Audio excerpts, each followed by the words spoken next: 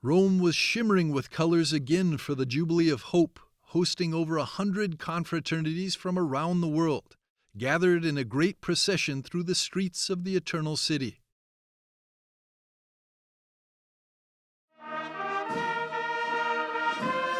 Their history goes back to the early Middle Ages, but their meaning has grown since the first Jubilee year of 1300 was introduced. The Roman confraternities, from the Latin cum fratres, meaning with brothers, would assist the pilgrims coming to Rome for the Holy Year, most of them in a miserable state and in need of everything after months of crossing Europe to arrive at St. Peter's tomb.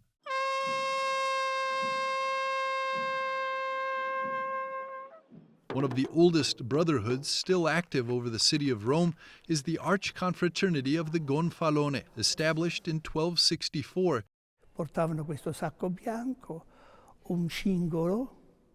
They wore a white sack and a penitential belt with knots, a crown, and an emblem. It was the emblem, the symbol of the brotherhood, a red and blue and white cross. It was a great brotherhood, and little by little the brotherhood drew in many faithful. Currently,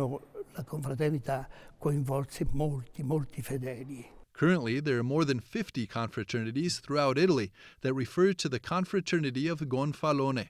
Obviously, nowadays the challenges are different, adapted to current times, like the initiative of the Gonfalone School, Scuola del Gonfalone. It is an activity that we have implemented to try to give support to those people, mainly immigrants, who are having difficulty in their process of integration. In the past centuries, the major charity works for pilgrims developed from the Holy Year of 1550, thanks to Saint Philip Neri. He decided 2 years earlier to found a confraternity not only for Eucharistic adoration, but to address the needs of pilgrims who were flocking to Rome. Philip Neri saw that there were all these pilgrims around Rome, and you can imagine the manners a pilgrimage will be conducted back then on foot. We know you didn't have, Airbnb or anything, so they would sleep in the streets with nothing to eat, no repair. So he decided to help them. And so they started hosting them in their own houses, and then they started to rent places. After the Holy Year ended, the association cared for the convalescent poor, discharged from city hospitals. In 1562, Pope Pius IV elevated it to the rank of Archconfraternity, with the name it still bears today, Venerable Archconfraternity of the Most Holy Trinity of the Pilgrims and Convalescents. Philip Neri wanted the brothers to wear the red habit, fitted with a hood to hide their faces in public, and keep charity anonymous and known only to God. In our parish, but also in the Vatican, in other parishes throughout the city, we're wearing our habits. Ours are red, some are blue, some are black, some are gold. So ours are very distinct because they're red. And it's the old habit that was had also in the 16th century once we were founded. And we used to take care of pilgrims.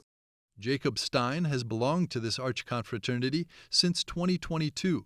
And even though the Brotherhood doesn't have the means and possessions it once had, since they were seized by the new Italian state in 1870, it is still growing.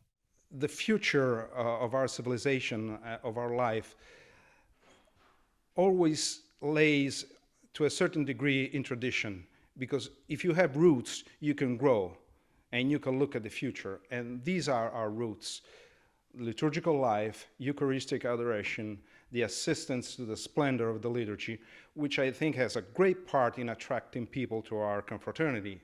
We today count over 120 members. A sizable part of them come from abroad, many, like Jacob, from the United States.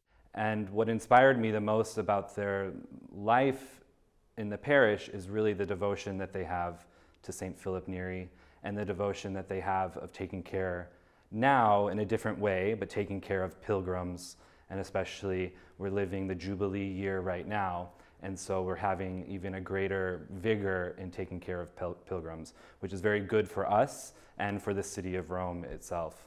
There is one more brotherhood worth mentioning, the Archconfraternity of Campo Santo Teutonico, situated inside the Vatican walls, where even popes have been members in recent times. Yes, Pope Benedict XVI, Joseph Ratzinger, came here in 1982. He stayed in the room named Cologne, just up there, right next to the library, by the way. He didn't just become a member of the college, but also joined the Brotherhood. That makes him, I'd say, the most prominent member of the Brotherhood that we have ever had. After all, he was the first pope among its ranks. And shortly after his election, Benedict XVI even returned here for another visit.